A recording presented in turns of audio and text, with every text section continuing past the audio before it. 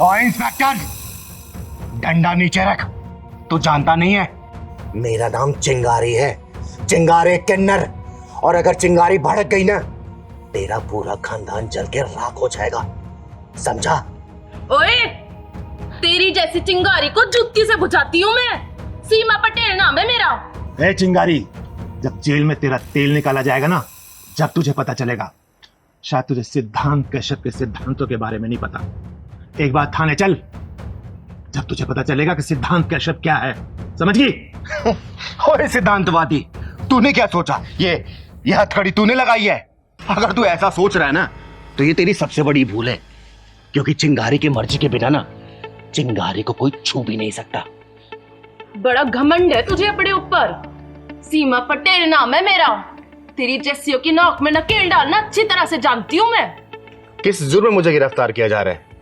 अब आए ना असली मुद्दे पर। और सुन, मैंने तेरे सारे गुनाहों की लिस्ट बनाकर ना अपने थाने में चिपका रखी है। एक बार थाने चल, मैं तुझे एक एक कर कर तेरे सारे गुनाह गिनवाऊंगा।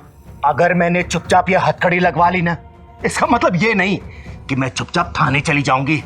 पहले ये बता, किस जुर्म में गिरफ्तार किया है मुझे? पूरी 25 एफआईआर दर्ज है तेरे खिलाफ। जिन जिन को तूने मारा है ना, और जिनके तूने हाथ पैर तोड़े, उन सब ने तेरे खिलाफ रिपोर्ट कराई है थाने में, समझ गई ना? अब तेरी सारी दादागिरी निकलने वाली है। सीधी तरह चल रही है या फिर पुलिस हथकंडा अपनाऊं मैं? अगर पुलिस हथकंडे पे आ गई ना, तो तू अपने पैरों पे खड़ी नहीं हो पाएगी। तू क्या सोच रहा है इंस्पेक्टर? तू चिंगारी को थाने ले जा पाएगा? चिंगारी को चाहने वाले हजारों लाखों में हैं। रास्ता जाम हो जाएगा, फोर्स बुलानी पड़ेगी रास्ता खुलवाने के लिए। सिद्धांत सर, यो चिंगारी तो नेताओं की भाषा में बात कर रही है हमसे। इसकी सारी नेतागिरी निकाल दूंगा।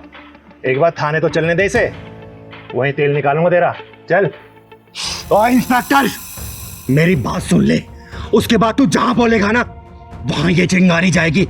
और मैंने उन हरामियों के हाथ पांव क्यों तोड़े हैं ना, अगर तेरी बहन, बेटी या फिर बीबी को कोई हरामजादा छेड़े या फिर उसके साथ मनमानी करे, तो तू क्या करेगा? बोल, क्या करेगा? उसके हाथ पांव तोड़ेगा या फिर पूजा की थाली लेके आरती उतारेगा उसकी, कि भाई तूने बहुत अच्छा काम किया है इसलिए मैं तेरी आरती उतार रहा हूं? बोल, मारेगा या फिर आरती उतारेगा? कानून किस लिए बना है? कानून से सजा दिलवाऊंगा उसको। वाह वाह इंस्पेक्टर, कानून और कानून के रखवाले। जहां पे वारदात होती है ना, वहां ना तो कानून होता है और ना ही कोई कानून का डर और ना ही कोई कानून का रखवाला। वहां पे होती है डरी हुई, सहमी हुई, घबराई हुई लड़की और हवस से भरे सुअर आराम के पिल्ले। उन लोगों को सजा दिलाने के बजाय मैं उन लोगों को यह बोलती कि भैया रुक जाओ, मैं पुलिस स्टेशन जाके पुलिस बुला के लाती हूँ, तब तक मेरा इंतजार करो। नहीं, चिंगारी नाम है मेरा, चिंगारी किन्नर। वही चीर फाड़ के फैसला कर देती हूँ, इंतजार नहीं करती मैं किसी का, समझे? शायद तुझे कानून की ताकत का अंदाजा नहीं है चिंगारी।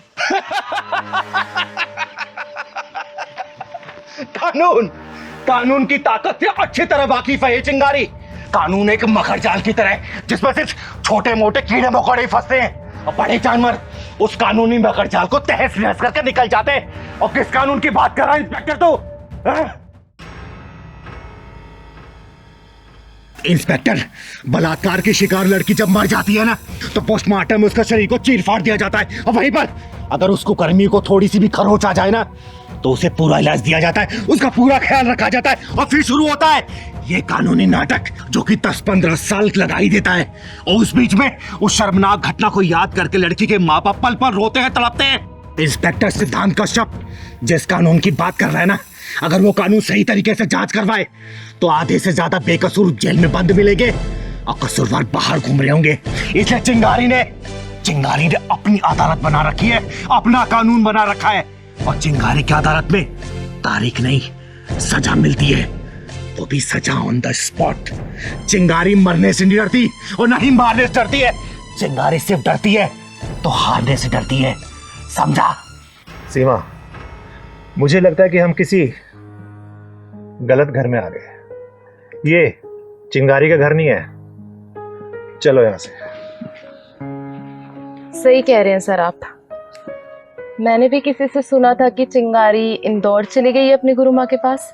तुमने एकदम सही सुना, चिंगारी इंदौर में ही है। चलो।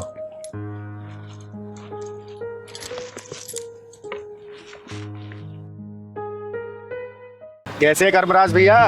बस चिंगारी दीदी आशीर्वाद है आपका, दाल रोटी चल रही है बढ़िया से। घर में सब ठीक है ना? हाँ भगवान की कृपा से सब ठीक है। आप बताइए क्या लेंगी? आप तो देखने की भी जरूरत नहीं है, सारी सब्जियां ताजी हैं, आग बंद करके उठा लीजिए आप। ओए, आलू क्या भाव दिए? अरे बेटा कैसी बातें कर रही हो? आलू 30 रुपया किलो। 30 रुपए किलो? अबे तू आलू बेच रहा है कि सोना बेच रहा है? बेटा हर जगह यही रेट चल रहा है, क्यों परेशान हो रही है? मम्मी तुम ना मुंह बंद करो। बेटा आलू हर जगह 30 रुपए किलो ही है। अच्छा तुमसे पूछा मैंने?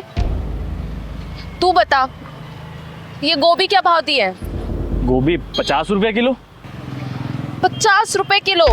आलू 30 रुपए किलो, गोभी 50 रुपए किलो। अरे क्या चल रहा है ये? चल अब ये बता दे कि टमाटर क्या भाव दी है? मैडम जिस हिसाब से आपकी हरकतें हैं ना, आप टमाटर का भाव ना पूछो तो ही अच्छा है, चक्कर आ जाएगा सुन के आपको। ओए तूने क्या समझ रखा है मुझे? तेरे साथ ना तेरे पूरे खानदान को भी खरीद सकती हूँ मैं। अभी तक तेरा पापा ने मकान का किराया तक नहीं दिया। मम्मी और तुम शांत नहीं रह सकती हो कि थोड़ी देर? हैं जी 30 रुपए किलो तो आलू आपसे खरीदे नहीं जा रहे। आई बड़ी मेरा खानदान खरीदने वाली। तू ना अपनी औकात में रहकर बात कर मुझसे। अबे 1000-1500 से ज्यादा की तेरी औकात नहीं है। जितना पैसा तू कमाता है ना रोज, उतने का मैं पिज्जा बर्गर खा जाती हूँ। बेटा क्यों झूठ बोल रही है? 1000-1500 का पिज्जा खाने वाली 30 रुपए के आलू के लिए मोलभाव कर रही है। एक बात बताओ, तुमसे किसने कहा है हमारे बीच में पड़ने के लिए? अपना सब्जी लौट जाओ यहाँ से। एक बात बता, 20 में आलू बिक रहे हैं और 25 में गोभी, तो लूटी तो मचा रखी है तूने। अरे बहन जी लेना है तो लीजिए, नहीं तो जाइए यहाँ से। क्यों मेरा और अपना टाइम खराब कर रही हैं आप? दीदी आप बताइए। चल सही सही रेट लगा ले, आधा किलो आलू दे दे और आधा किलो टमाटर कर दे। चल बेटा बहस क्यों कर रही है, जल्दी ले लेना। बहन जी देखिए रेट तो कम नहीं होगा, आपको लेना है तो लो, नहीं तो जाओ यहाँ से। बेच सब्जी रहा है और अकड़ सुनारो वाली दिखा रहा है। चल अब एक काम कर, मेरे पास भी इतना टाइम नहीं है, आधा आधा किलो ना सारी सब्जियों में से कर दे फटाफट। चल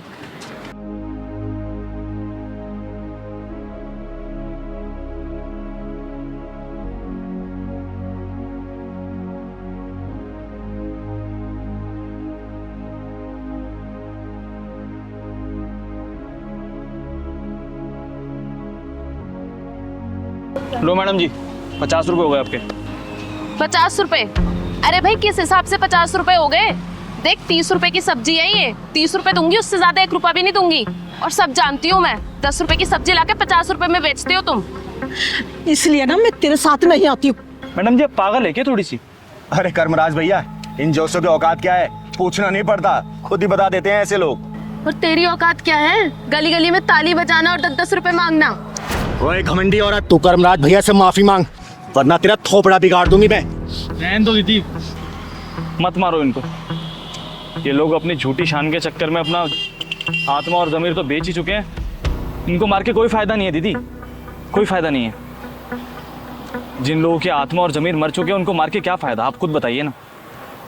मैडम आप ले लो, आपको जो चाहिए आप सब ले लो। आप ये सब्जी ऐसी फ्री में ले जाओ बहन जी, कोई बात नहीं। माफी? और वो भी इससे? माफी मांगे मेरी जूती। ये ले पकड़ अपने पैसे, चलो मम्मी। कर्मराज भैया आप मेरी सब्जी पैक करके रखो, आती हूँ मैं जरा। अरे दीदी अपनी हरकतें छोड़ दे, नहीं तो एक दिन पछताएगी। भाग कहाँ रही है, हैं? माफी तू क्या, तेरी पुरखे मांगी और तेरी हिम्मत कैसे हुई एक गरीब सब्जी वाले की बेइज्जती करने की? बोल। दीदी इसे माफ कर दीजिए, नादान है। नहीं माँ जी, ऐसे लोग समझाने से नहीं समझते। ये झूठी नस्ल की जो औलादें होती है ना, ये बहुत ही खतरनाक होती है। तू बता कर्मनाथ भैया से माफी मांगेगी या नहीं मांगेगी? बोल। बोल ना, मांगूंगी। हाँ हाँ मैं मांग लूंगी उनसे माफी। फोन निकाल अपना, निकाल फोन, लॉक खोल।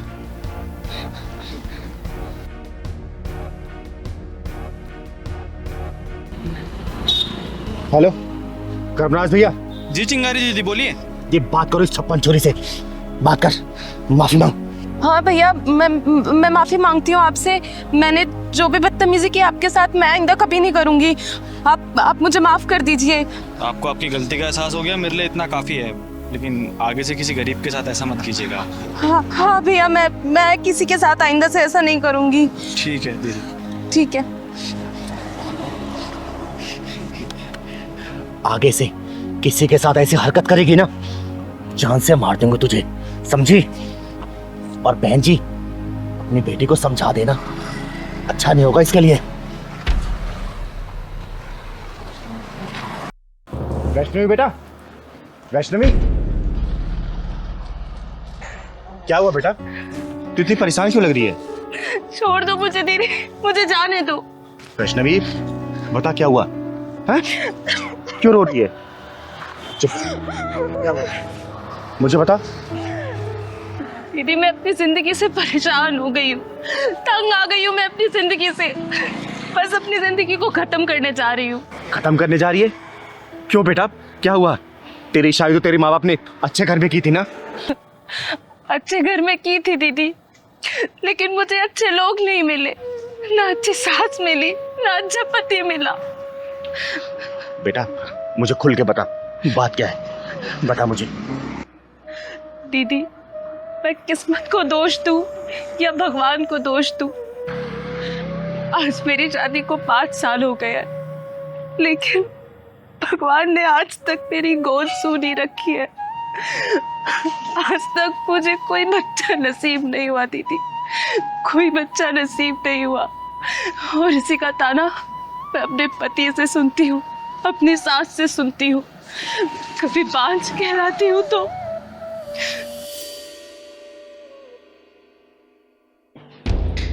है कलमुही, अरे सारे मेहमान बाहर बैठे हुए हैं और तेरे से अभी तक चाय नहीं बनी।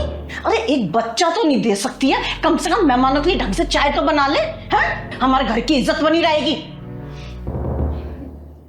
जी माँ जी, लाती हूँ अभी। जी माँ जी, चुपचाप से लेकर आ जा बाहर।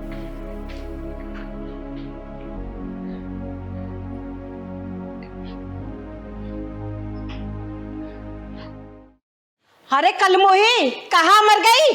भूखा मारेगी आज हमें।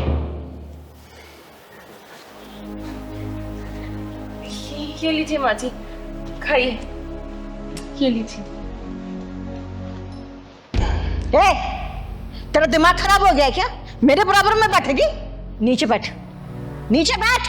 पर माँ जी। क्या माँ जी, सुनाई नहीं दे रहा क्या बोल रही है वो? एक बच्चे का सुख तुमसे दिया नहीं जा रहा, हमारी बराबरी करोगे तुम? नीचे बैठ, नीचे बैठती है, बैठ।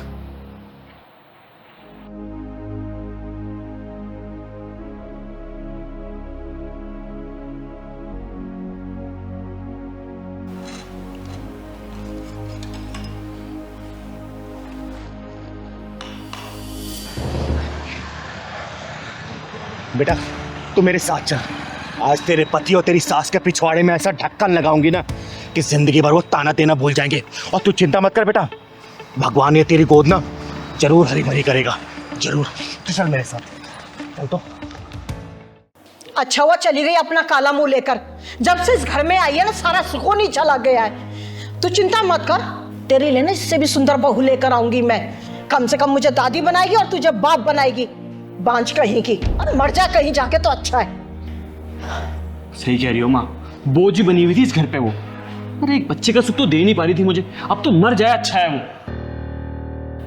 तो फिर आ गई अपना काला मुंह लेकर, मरी नहीं कहीं जाकर। और ये किसको अपना हिमायती बना के लाई है? चिंगारी, चिंगारी नाम है मेरा, और तेरे जैसे बेअकल औरतों का अकल ठिकाना लगाने का काम करती हूँ मैं। डायन कहीं की, अरे डायन भी 10 घर छोड़ के बाहर करती है, और तू अपने घर को नाश करने चली है।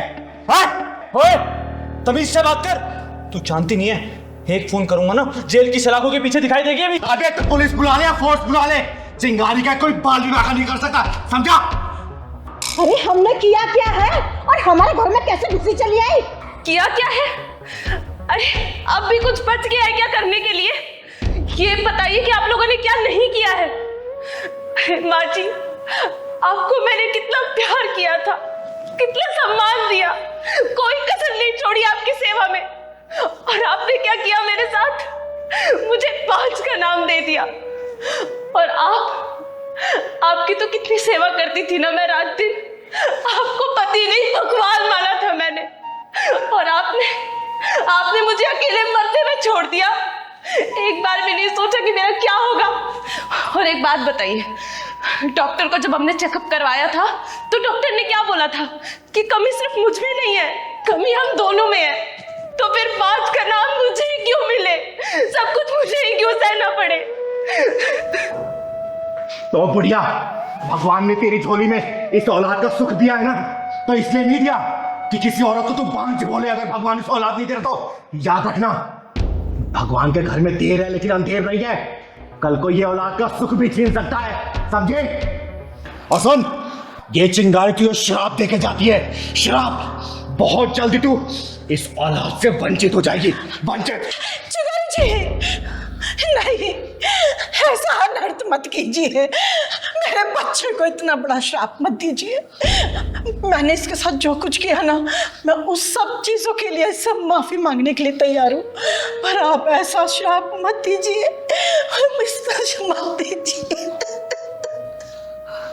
हाँ चिंगारी जी, मुझे भी माफ कर दीजिए, गलती हम दोनों की है। बच्चे के मुंह में आके इसके प्यार को कभी समझ ही नहीं पाए, और ये बात मैं बहुत अच्छे से जानता था कि कमी हम दोनों में है, लेकिन अपनी मर्दानगी दिखाने के चक्कर में सारा ब्लेम मैंने इस पर डाला। लेकिन मैं आपसे वादा करता हूँ, आज के बाद कभी इसके साथ कुछ गलत नहीं होने दूंगा। मैं हमेशा इसको प्यार करूंगा, हमेशा इसकी कदर करूंगा, चाहे मैं औलाद का सुख प्राप्त हो या ना हो। मैं माफ कर दीजिए। अरे नहीं माँ जी, आप लोग ऐसे हाथ जोड़ के मुझसे माफी मत मांगिए, मुझे बिल्कुल अच्छा नहीं लगेगा। और आप लोगों को अपनी गलती का एहसास हो गया, मेरे लिए तो बस वही बहुत बड़ी बात है। मेरा टूटा हुआ घर मुझे वापस मिल गया। सुन लिया, ये होती है नारी, और ऐसी होती है हमारी भारतीय नारी, समझे? और वैष्णवी बेटा, मैं तुझे आशीर्वाद देके जा रही हूं। देखना 9 महीने बाद ना तेरे घर में किलकारी गूंजेगी, किलकारी, और बधाई लेने ये चिंगारी आएगी। और माँ जी, बहू का कैसे ध्यान रखना है ना, शायद मुझे लगता नहीं कि अब दोबारा बताने की जरूरत है। और तू बहुत बहुत शुक्रिया चिंगारी दीदी, आपने मेरा टूटा हुआ घर बचा लिया। हमेशा खुश रहे बेटा, खुश रहे। चल बेटा।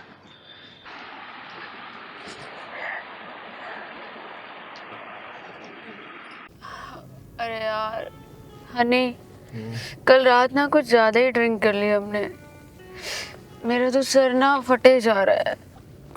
यार रात को बहुत हो गया, पता नहीं कितने कॉकटेल्स हो गया, और कौन सा ब्रांड मिक्स किया है वो भी याद नहीं है। अच्छा सिगरेट है क्या तुम्हारे पास? देखो शायद होगी। अरे यार नहीं है। चलो कोई नहीं, अभी आगे किसी यहाँ से ले लेते हैं, मन तो मेरा भी कर रहा है बहुत। अच्छा ज्योति, हाँ वैसे लड़का और लड़की शादी से पहले सारे प्रोग्राम्स बना लेता है ना? यार शादी के बाद कुछ बचता ही नहीं है प्रोग्राम के लिए। शादी से पहले ही सारी मलाई। यार बचेगा कहाँ से जब लुटेरे ही आसपास मंडराते रहते हैं तो। चलो चलो दो, तुम्हारी सिगरेट की दुकान भी आ गई। हाँ यार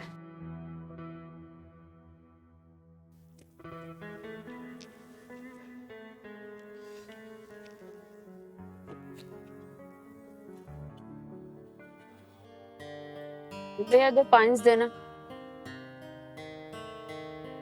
क्या हुआ भैया, ऐसे क्यों देख रहे हो? लड़की नहीं देखी क्या? दो तेरे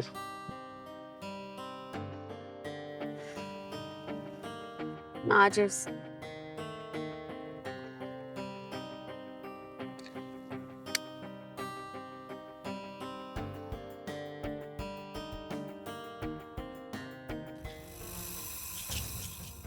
वो बदतमीज लड़की, माँ बाप ने तमीज नहीं सिखाई क्या? What do you mean by बदतमीज लड़की? किसी ने सही कहा है कि संस्कारी घरों में तुझ जैसी औलाद पैदा नहीं होती।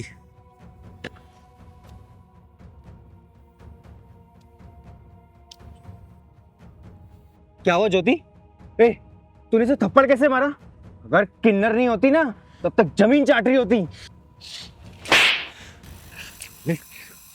तुम जैसे लोगों की वजह से ही शरीफों की गलियां बदनाम है, और अपने माँ बाप को क्या बोल के आई है?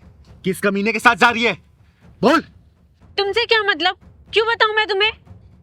चिंगारी किन्नर नाम है मेरा, चिंगारी किन्नर। और हमारा गुजारा इसी समाज से चलता है। ये समाज ही हमारा घर है। और इस समाज की कोई भी बहन बेटी अगर गलत रास्ते पर जाती है तो उनको कैसे सुधारना है, ये चिंगारी किन्नर बहुत अच्छे से जानती है। याद रखना। देखो चिंगारी, हमारी तुम्हारी कोई दुश्मनी नहीं है, तो फिर ये हंगामा क्यों कर रही हो? बेटा, हंगामा तो अब होगा अगर इस लड़की ने सच नहीं बताया ना कि क्या बोल के आई है घर पे। तू बोल दे बेटा, क्या बोल के आई है अपने घर पे कि कहाँ जा रही है, वरना तुझे घर तक मारते हुए ले चलूंगी। याद रखना। नहीं दीदी नहीं, बोल प्लीज। बोल। मैं मम्मी से बोल के आई थी कि मैं अपने दोस्त के साथ शॉपिंग करने जा रही हूँ। और यहाँ सिगरेट के छल्ले उड़ा रही है तू। दीदी इन दोनों को सही से सबक सिखा दो। तुम जैसी लड़कियां पढ़ने लिखने की उम्र में ये सिगरेट शराब का सेवन करती हैं। अरे शर्म करो। माँ बाप कितने अरमानों से तुम लोगों को पढ़ाते हैं और तुम लोग ये क्या कर रहे हो? क्या कर रहे हो? सॉरी दीदी, मुझसे बहुत बड़ी गलती हो गई। मैं बस अपनी पढ़ाई पे ध्यान दूंगी, ना शराब ना सिगरेट, कुछ भी नहीं पीऊंगी। समझा रही हूँ, आज के बाद से अगर मैंने देख लिया ना ऐसे काट दूंगी। और एक बात और, तुम दोनों अच्छे सोसाइटी के लगते हो, अच्छे घर परिवार के लगते हो। ये सब काम गलत है, आज के बाद से मत करना। ये तो तुम लोगों को ही समाज को मैसेज देना है कि गलत चीजें गलत होती है, अच्छी चीजें अच्छी होती हैं। ठीक है? ठीक है चल दीदी। पहलवान।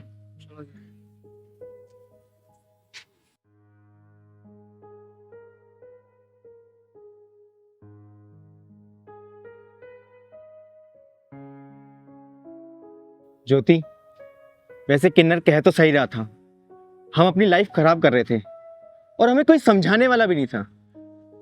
अब से तो हम लोग अपनी पढ़ाई पे ध्यान देंगे और तुम अपने कॉलेज कंप्लीट करो और ये सब हम सब बंद कर देंगे। हाँ यार। लेट नाइट पार्टीज, नशा, सब कुछ। और हाँ, घर वालों से झूठ बोल के तो बिल्कुल बाहर नहीं निकलेंगे। चलो अब घर चलते हैं, बहुत लेट हो गया। चलो।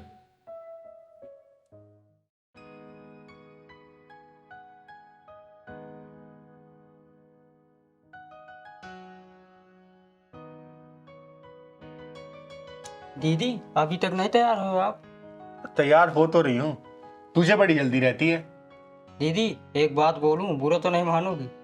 नहीं, बोल पहलवान। आप रोज के रोज घमंडी हो जा रहे दीदी। मारूंगी ना तुझे। पहलवान, चिंगारी कुछ भी हो सकती है लेकिन घमंडी कभी नहीं हो सकती।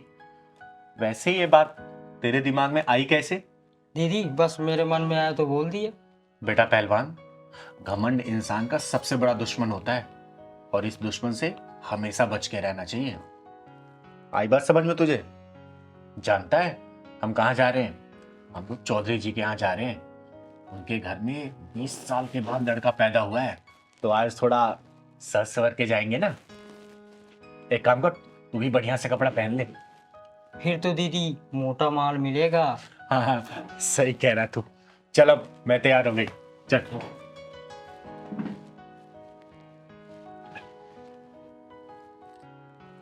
पहलवान, पर्स लेते आना। चल जल्दी चल, लेट हो गए।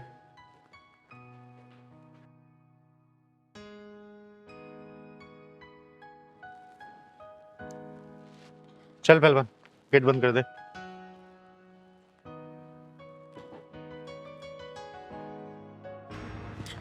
दीदी दीदी दीदी मुझे बचा लो दीदी। दीदी मेरी इज्जत और जान दोनों खतरों में। ओहो, फिर से आज नई भसूड़ी। बात क्या है बेटा? साफ साफ बता।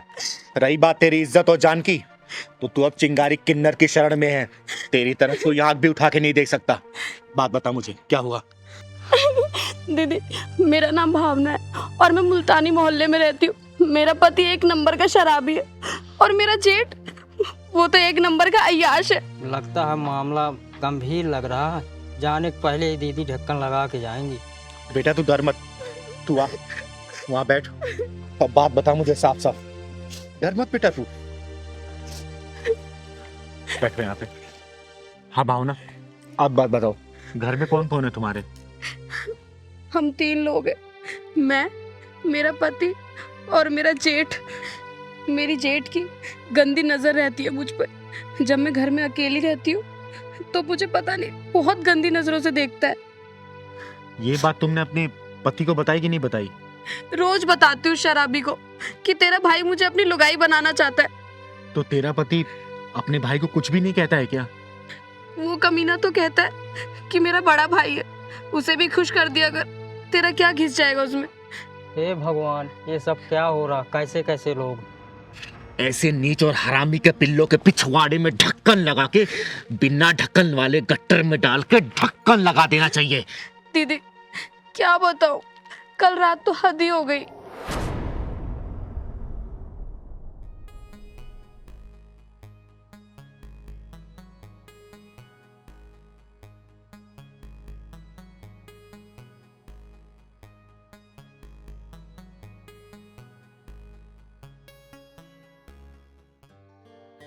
हाँ भाई रतन, क्या हाल?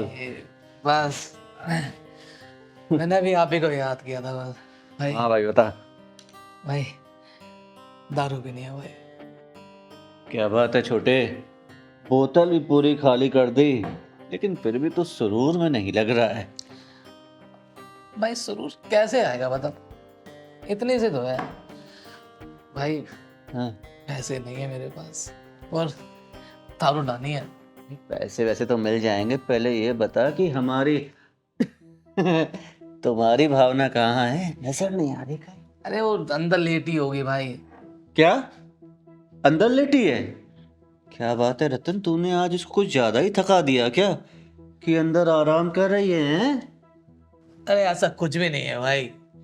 भाई 200 रुपये दो ना मुझको, मैं क्वार्टर लेके आना मुझे भाई।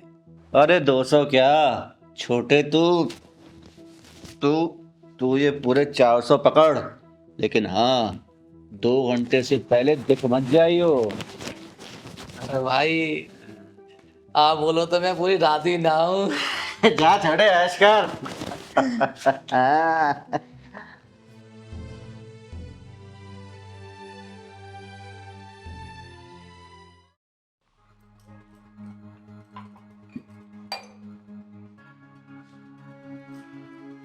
अरे जेठ जी आप ओ पानी पीने आया था ना मैं। पानी दे दो क्या?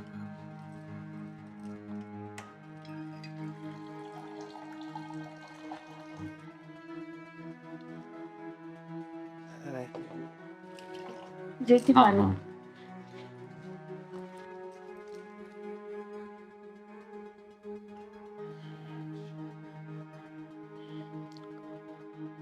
ये चाय बना रही हो ना?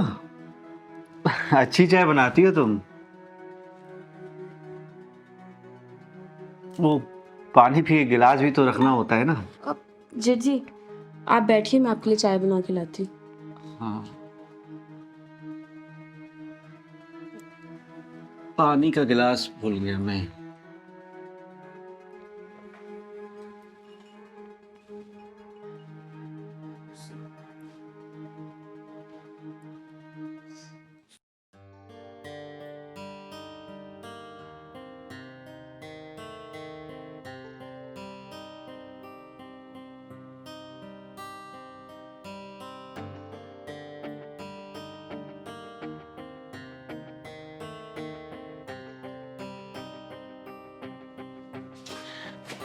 क्या भाई छोटे, क्या ढूंढ रहा है?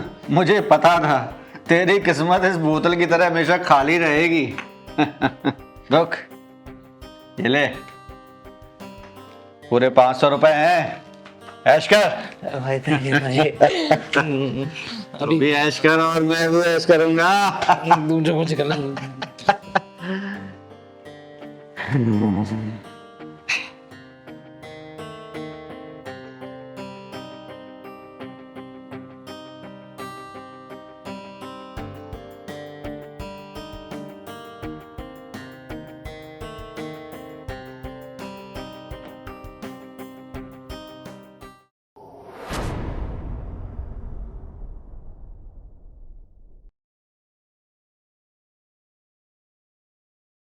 अरे अरे अरे, ढकने की कोई जरूरत नहीं है।